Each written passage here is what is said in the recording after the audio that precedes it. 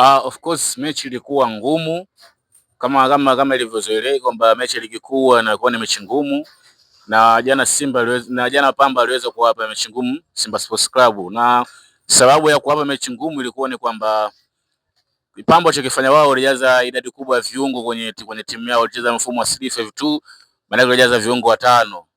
Ina maana katika wawili wa pembeni hawa, katika watano wa pembeni hawa awali kama ma wing back, yani wanashambulia, lakini pia Pamba hautaka kucheza kuanzia chini, maana wao moja kwa moja walikuwa wanapiga mipira mirefu, wanashambulia moja kwa moja direct.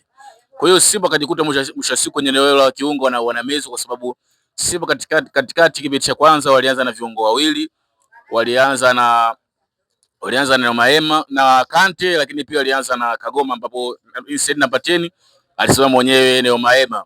Kwa hiyo pale Kante, ina maana kama amepigwa pini, akawa Kante hawezi kupiga pasi ndefu. Kwa hiyo kutokana na ile Simba kwa limekamatwa, Simba wakawa hawana hatari mkubwa zaidi kwenye lango la timu pinzani, ikalapelekea Pamba waweze kuwa wanawasumbua Simba. Lakini kwa mechi ya jana naweza kusema uwezo wa mchezaji mmoja ndio ulienda kuamua matokeo kwa mechi ile ya jana usiku, kwa sababu tukiangalia hata goli la pili ambalo lilifungwa na Basigi ilikuwa ni uwezo wake binafsi ambao waliufanya mpaka likaenda kwa goli. Kwa hiyo naweza kusema jana Pamba walizidiwa na quality ya Simba ya mchezaji mmoja ambayo ndio ilienda kuamua matokeo ya mechi ya jana.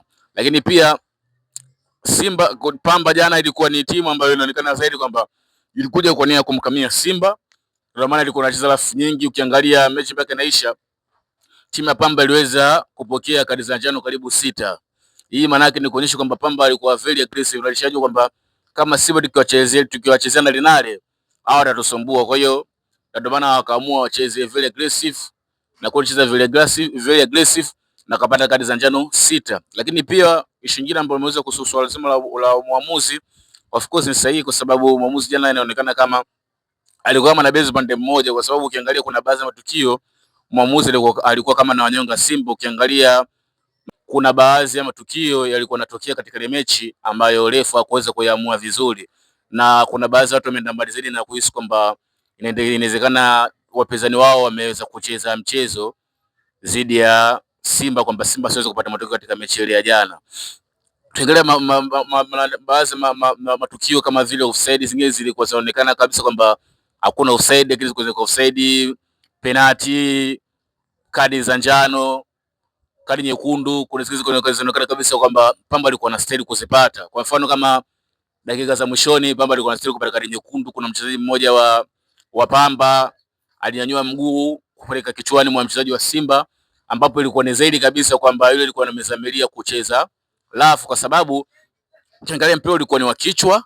Kwa hiyo ile ilikuwa ni foul clear, kwa sababu mchezaji wa Pamba aliweza kunyanyua mguu kwenye mpira wa kichwa, ambapo hakustahili kunyanyua mguu. Kwa hiyo moja kwa moja ilikuwa inastahili kupata kadi nyekundu. Kwa hiyo Pamba jana alikuwa inastahili kupata kadi nyekundu katika dakika za mwisho kabisa za mchezo, lakini refa kuweza kutoa kadi nyekundu akatoa kadi ya njano.